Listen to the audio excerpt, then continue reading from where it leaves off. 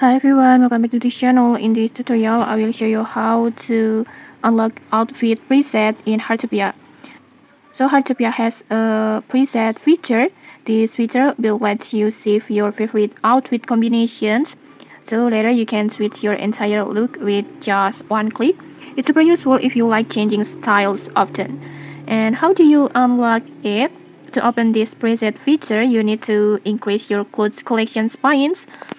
Just go to collections and then just tap on clothing, this ones, and then in here at the bar points you need to reach 800 points over here.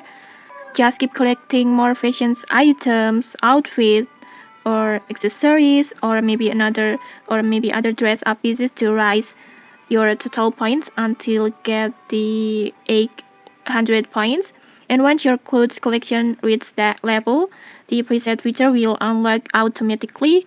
And then to access it, just tap on your dress up menu. Just enter your dress up menu, and then you will notice this preset feature, this one.